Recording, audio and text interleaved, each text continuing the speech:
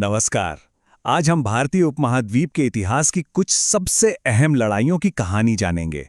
ये वो लड़ाइयां थीं जिन्होंने सिर्फ कुछ ही दिनों में आने वाली कई सदियों का पूरा नक्शा ही बदल दिया। ये सिर्फ जंग नहीं थी, बल्कि ये वो मोड़ थे जहां से बड़े-बड़े साम्राज्यों की तकदीर लिख दी गई।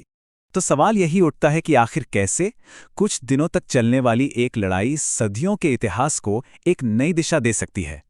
चलिए इसी सवाल के जवाब की तलाश करते हैं और देखते हैं कि कैसे जंग के मैदान में लिए गए कुछ फैसलों ने पूरे सब कॉन्टिनेंट का भविष्य तय कर दिया। हमारी कहानी की शुरुआत होती है पानीपत के मैदान से। जी हाँ, यह वही जमीन है जहां लड़ी गई 3 बड़ी लड़ाइयों ने मुगल साम्राज्य के बनने, उसके शिखर तक पहुंचने और फिर बिखरने की पूरी कहानी तय कर दी। साल था 1526। पानीपत के मैदान में पहली बार 2 बड़ी ताकतें आमने सामने थीं। एक तरफ था मध्य एशिया से आया बाबर और दूसरी तरफ दिल्ली का सुल्तान इब्राहिम लोदी। ये सिर्फ एक लड़ाई नहीं थी, बल्कि हिंदुस्तान में सत्ता के समीकरण को हमेशा के लिए बदलने वाली एक बहुत बड़ी घटना थी। और नतीजा, बाबर की एक जबरदस्त जीत हुई। इस एक फैसले ने न सिर्फ लोदी वंश का हमेशा के लिए अंत कर दिया, बल्कि भारत में एक नए और ताकतवर मुगल साम्राज्य की नींव रख दी। यहीं से भारत में मुगल दौर का आगाज हुआ। चलिए अब थोड़ा वक्त में आगे चलते हैं। ठीक 30 साल बाद, साल 1556, और मैदान वही पानीपत का। इस बार बाबर के पोते अकबर के सामने चुनौती थी हेमू की, जो इस नए नवेले साम्राज्य को जड़ से उखाड़ फेंकने का इरादा रखता था। इस लड़ाई में अकबर की जीत ने, समझिए, भारत में मुगल शासन की जड़ों को पत्थर जैसा मजबूत कर दिया। और इसी जीत के साथ उस सुनहरे दौर की शुरुआत हुई जिसे आज हम मुगल काल का स्वर्ण युग कहते हैं, कला, संस्कृति और सियासत का एक नया केंद्र। और फिर आता है साल 1761, पानीपत के मैदान में तीसरा और शायद सबसे विनाशकारी संघर्ष। इस बार एक तरफ था अफगान हमलावर अहमद शाह अब्दाली और दूसरी तरफ उस दौर की सबसे बड़ी ताकत मराठा साम्राज्य। ये लड़ाई मराठों के लिए एक तबाही से कम नहीं थी। उनकी हार ने न सिर्फ उनके साम्राज्य को बिखेर दिया, बल्कि पूरे भारतीय उपमहाद्वीप में एक बहुत बड़ा पावर वैक्यूम, यानी एक शक्ति शून्य पैदा कर दिया। एक ऐसी खाली जगह जिसे भरने के लिए कोई और तैयार बैठा था।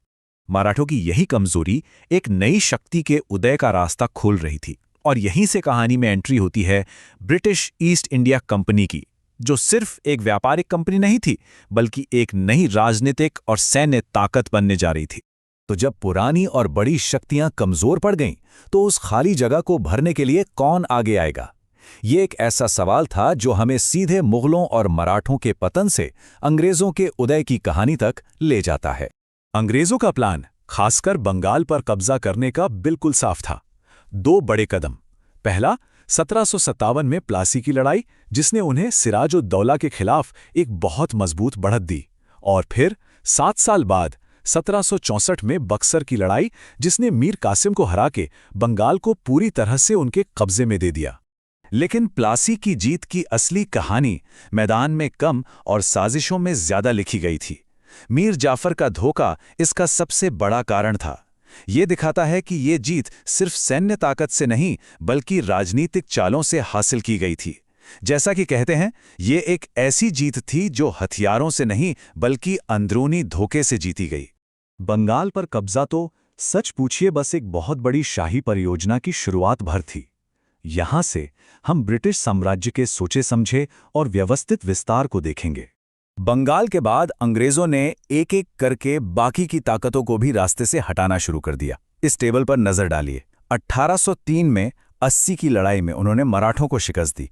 फिर 1817 में भोपाल में होलकरों को हराकर मध्य भारत पर कब्जा किया। और आखिर में 1845 और 46 में सिखों को हराकर पंजाब पर भी अपना नियंत्रण कर लिया। ये पूरी तरह से हावी होने की एक सोची समझी रणनीति थी। तो अब तक हमने 2 अलग अलग कहानियां देखी। एक तरफ मुगलों का पतन और दूसरी तरफ अंग्रेजों का उदय। चलिए अब इन दोनों धागों को एक साथ जोड़कर देखते हैं। ये एक ऐसी टाइमलाइन है जहां 2 इतिहास एक दूसरे से टकरा रहे हैं। जरा इस टाइमलाइन पर गौर कीजिए। 1757 में हुई प्लासी की लड़ाई, जिसने अंग्रेजों को भारत में पहली बड़ी जमीन दी। और ठीक 4 साल बाद 1761 में पानीपत की तीसरी लड़ाई, जिसने मराठा शक्ति को तोड़कर रख दिया। ये दोनों घटनाएं इतने करीब हुईं, ये कोई इत्तेफाक नहीं था। ये साफ दिखाता है कि कैसे एक शक्ति का पतन हो रहा था और ठीक उसी वक्त दूसरी शक्ति का उदय हो रहा था। तो आखिर में ये 10 लड़ाइयां सिर्फ राजाओं और साम्राज्यों की जीत हार की कहानियां नहीं हैं। इन्होंने आज के आधुनिक दक्षिण एशिया का नक्शा और उसकी राजनीतिक संरचना तय की, जिसका असर हम आज भी महसूस कर सकते हैं। और ये हमें एक आखिरी और विचारणीय सवाल पर लाकर छोड़ देता है। इन संघर्षों की गूंज, इनकी विरासत आज भी हमारे समाज में, हमारी राजनीति में किन रूपों में सुनाई देती है?